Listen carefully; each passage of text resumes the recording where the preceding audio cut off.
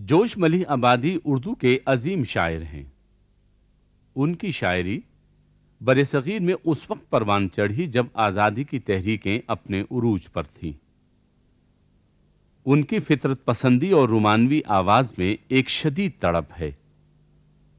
عظمت انسان، آزادی، تغیر اور سچائی ایسے موضوعات ہیں جنہیں جوش نے انتہائی فنی حسن کے ساتھ شاعری کے قالب میں ڈھالا ہے۔ کس زماں سے کہہ رہے ہو آج تم سودا کرو، ہند میں انسانیت کے نام کو اونچا کرو۔ ہاتھ ہے ہٹلر کا رقص بے خودی کی باغ پر، دیکھ کا لوہا دیکھ کا پانی چھڑک دو جرمنی کی آگ پر۔ سخت حیراں ہوں کہ محفل میں تمہاری اور یہ ذکر نو انسانی کے مستقبل کی اب کرتے ہو۔ تمہیں آہیں سننے کا شوق تھا، مگر اب بتاؤ کرو گے کیا؟ جو کراتا تھا تمام شب، وہ غریب جوش تو مر گیا۔ میرے نانا حضرت جوش ملیح آبادی کو آج ہم سے رخصت ہوئے 18 برس بیت گئے ہیں، لیکن میں سمجھتا ہوں کہ جوش آج بھی زندہ ہے اور ہمیشہ زندہ رہے گا۔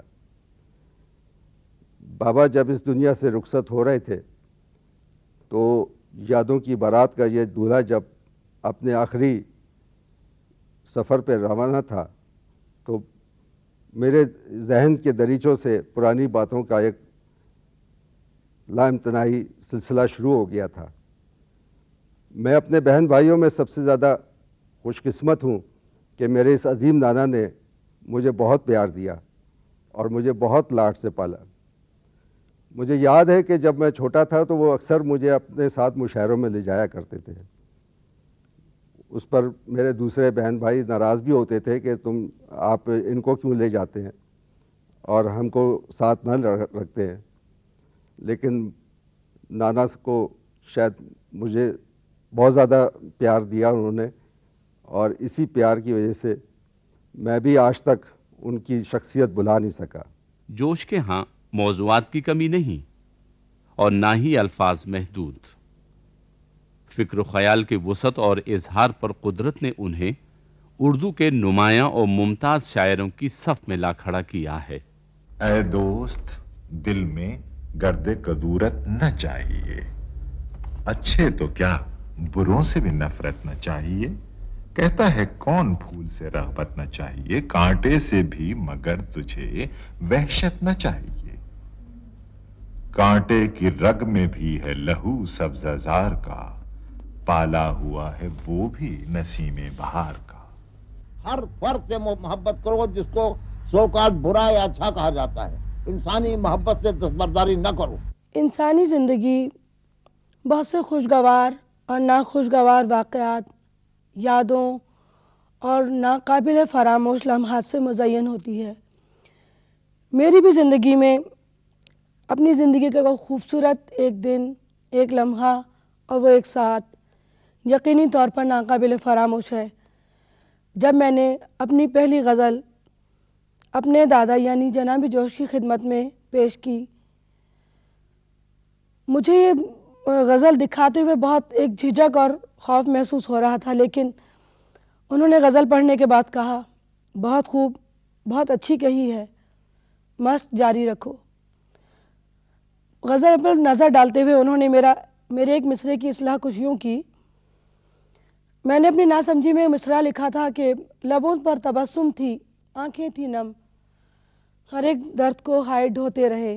جوش صاحب نے کہا، بیٹی لفظ تبسم مؤنث نہیں مذکر ہے، مصرعہ یوں ہونا چاہیے، لبوں پر تبسم تھا، آنکھیں تھی نم، ہر ایک درد کو ہائے ڈھوتے رہے۔ جوش ملیح آبادی کی شاعری کی 19 کتابیں ہیں جو ایوان اردو کے پرشکوہ فانوس میں اپنی روشنیاں جلاتی رہیں گی۔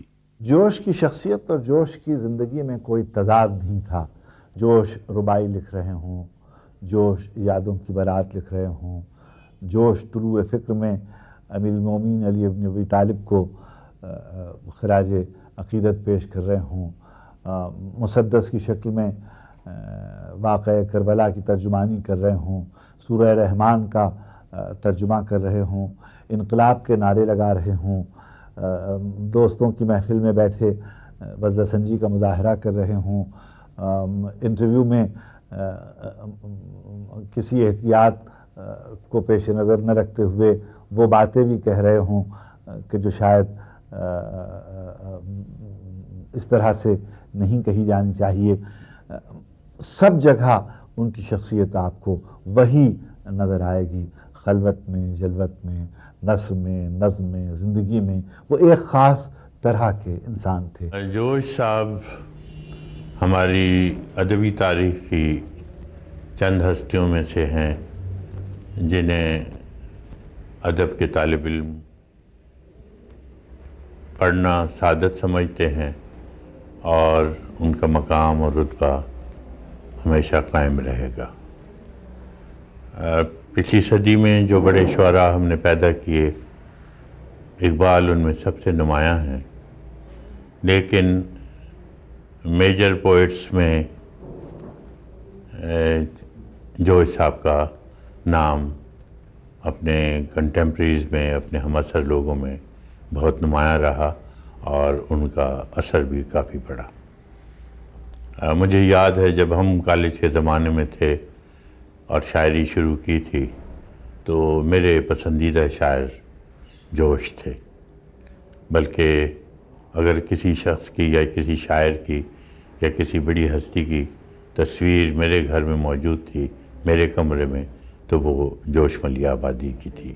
حضرت جوش کی شاعری اور شخصیت کا جب ہم مطالعہ کرتے ہیں تو انسان دوستی ہی ان کا سب سے نمایاں پہلو نظر آتا ہے۔ وہ کہتے ہیں کہ بندوں کو جو ایک بار لگا لیتا ہوں گلے، اللہ کے 100 بار سلام آتے ہیں۔ تو یہ ایک جو شخصیت انسان دوستی کے حوالے سے جو حضرت جوش کی ہے، وہ میں سمجھتا ہوں کہ کسی اور شاعر کے وہاں اتنی شدت سے انسان دوستی کا درس جو ہے وہ نہیں ہے۔ اگر میں بالقصد شعر کہتا تو بے شک میں بہت کچھ کہہ سکتا تھا، لیکن شعر خود خواہش آ کر کے گردت فنے مان، میں کچھ نہیں ہوں، میں ایک ٹول ہوں، گانا کہاں رہا ہے مجھے معلوم نہیں، میرے پاس ریسیور ہے، میں قبول کر لیتا ہوں۔ اسی کیفیت میں وہ شعر آنا شروع ہو جاتے ہیں۔ ایک نشہ ہوتا ہے، بالکل تخلیقی نشہ ہوتا ہے، جسے مجھے خیال نہیں ہوا، میں اسی رو میں لکھ جاتا ہوں۔ جب وہ رو ختم ہو جاتی ہے تو پھر میں اس کاغذ کو اٹھا کے دیکھتا ہوں کہ اس میں کوئی فنی غلطی تو نہیں رہ گئی ہے۔ یہ بات کی ہیرا مفت مل جاتا ہے، لیکن تراشنا پڑتا ہے، ہر پہلو بنانا پڑتا ہے۔ الفاظ کو کاغذ پر روشنائی کی لکیریں نہ سمجھو، وہ نہ تو بے جان لکیریں ہیں نہ ہوا کی کرہیں۔ الفاظ بھی آدمیوں ہی کی طرح پیدا ہوتے اور مرتے ہیں، بیمار پڑتے اور تندرست ہوتے ہیں، بڑھتے اور گھٹتے ہیں، گوشہ نشین رہتے اور سفر کرتے ہیں۔ الفاظ پر بھی لڑک پن، جوانی اور بڑھاپے کی فضائیں آتی ہیں۔ ان میں بھی بعض تو ہم انسانوں کی طرح نیک نام ہوتے ہیں اور بعض بدنام۔ بعض عبائیں پہنے معبدوں میں رہتے ہیں، بعض دستاریں زیب تن کیے درباروں میں، اور بعض ننگے پاؤں بازاروں میں مارے مارے پھرتے ہیں۔ بعض کے ہاتھ چومے جاتے ہیں، اور بعض جب دروازے پر آتے ہیں تو انہیں دھتکار دیا جاتا ہے۔ انسانوں کے بے شمار طبقوں میں سے صرف ادیبوں اور شاعروں کے 2 ایسے طبقے ہیں جن سے ان کی بے تکلفانہ رسم و راہ اور مخلصانہ دوستی ہے۔